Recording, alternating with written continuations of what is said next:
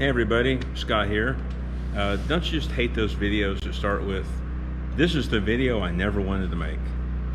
Well, this is not one of those videos. This is the video that, thank heavens, I didn't have to make the other kind. So if you've been following me on Facebook, it's been this 2-year project, 2-year epic adventure to get the RedRiver Fox flying again. And man, I'm close. I am so close.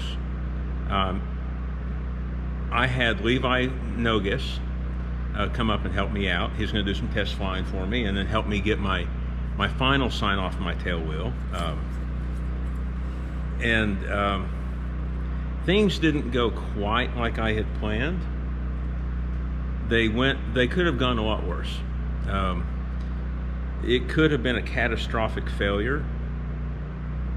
And now that I've had time to sit back and really evaluate what happened, I'll tell you the story. So if you rewind, I don't know, a month and a half, 2 months ago, month and a half ago, I was up here. I had actually taxied the Fox for the first time. I was so excited. I went up and down the runway a few times. Never got the tail off the ground. Just taxiing it. First time I'd actually driven my airplane since I owned it. It was a momentous day. But I heard this little noise, and I smelled this little smell. But being so used to to cars and other things, I knew I'd put a lot of work into this thing, and I knew it was a new rebuild engine, so I assumed the smell was just new engine, it'll burn off. It won't be a big problem. So I ignored that smell. And the noise, I knew what it was. It was the tabs that hold the rotor onto under the wheel just stick out, just a hair. And they were rubbing, just barely rubbing the backer plate for the brake pads. So I knew what they both were. I didn't worry about them. So backing up before that, well, I'm telling the story out of order. I do apologize. Chris Lambert and I were down here on a Saturday, and put the second set of calipers on here. They're Matco calipers. When I did the initial taxiing, the brakes just would not hold for anything. And I had the second calipers. I was like, okay, I'm going to commit. I'm going to do it. We struggled to get them on there. I was struggling. He was following my lead. My struggle was because the day before, on Friday, I had a really intense workout after a long period of not working out, in case it shows. So I'm down here, my muscles hurt, they just ache. I hurt everywhere. And I'm just pushing through, and plus it's hot, it's North Texas, in summertime, it's hot. In case I didn't mention it, it's hot. And I was really trapped in that get there itis mindset. So we pushed through, we made things work. And he was doing what I said needed to be done. And I was making shit up on the fly, apparently. Because it turns out that Sunday, I was sick as a dog. And I was down hard for 2 weeks. So all those decisions I made on Saturday, about my brakes, nothing significant, was made with me in a state of, I hurt because of the workout. Apparently I hurt because I was sick, and I was sick.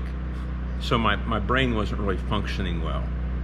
So as pilots, we're all taught, follow the I'm safe. Before you get in the cockpit, go through I'm safe. Am I safe? There's that checklist item. But as a builder and a maintainer of our aircraft, I've never seen a checklist like that. So I'll come down here and I'll work on it, and I won't think twice about, well, stomach hurts a little bit, man, my back hurts, or I have a headache. I don't think twice because I'm not flying the airplane. I'm just working on it. Well, so fast forward. Levi's out here. And he taxis it out. He calls me on the radio, says, "Do you smell? Did you smell something?" I told him yes. Brought it back in. We checked it out.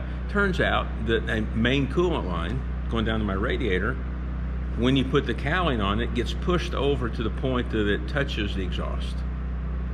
I completely missed that. Okay, so we rerouted it just a little bit, put a heat shield on it. We're good to go. Let's go back out there and taxi this puppy. So he's out there running back and forth, has the tail off the ground. Man, it looks good. It's ready to fly. And then he comes in and he says, "I'm hearing this grinding noise." And I immediately said, "Well, yeah, because we just added the second calipers and here's what it was." And he wasn't sure about that. So I trust Levi. I really do. So we pull it in, take the wheel off, and in the process of taking the wheel off, I reach up, we jack the side of the plane up. I reach up and just kind of grab the wheel and give it a little shake. The wheel nut's tight, and it's just wobbling around in there. And that's when Levi says, "Well, your wheel nut's loose." I said, "No, it's not." So we pull it off, and the wheel bearing was fine, but the spacer behind it was the wrong one. So if you rewind back to Saturday when I'm sick and we're putting this plane together, and those bad decisions, I talk about the Swiss cheese model. Well, I can tell you all the holes that lined up for this one. So I picked the wrong spacer. And then when we put the wheel on, I dismissed that little rubbing sound as those tabs against the back of the plate, which would be, it's not great, but it'd be okay for what we were doing. Well, that's not what it was. It was actually the screws that mount the caliper plate onto the axle, onto the frame, onto the gear. So I can't think. I have no words today. It was the oil seal or the grease seal rubbing against those. And when I tightened that wheel nut down, what went from being just a little bit of a space, compressed those in. And you couple that with, now he's doing high-speed taxiing, and there's weight on it. It just shredded, as you see from the picture here, it just shredded that seal. I mean, we took the wheel off, it looked like a machine shop. There was metal shavings everywhere. So, how did that happen, you ask? Well, I've explained I was sick, but in the process of us putting the wheels back on, things just didn't quite work out right. So I suggested these axles are movable. So we moved the axles in one bolt hole position. These are axles that Tony from the TK1, the Shock Monster, and these are axles he provided, and they're great axles. They really are. They're very, very heavy duty. But if I had left the axles out where they were, then the spacer I was using would have been fine. But because I moved the axles in, I now needed to grab one of the new spacers. But I didn't do that. I'm just going along fat, dumb, and happy, sick, delirious. Grab the old spacers, put them on there, slap the wheel on. Bob's your uncle, let's go fly.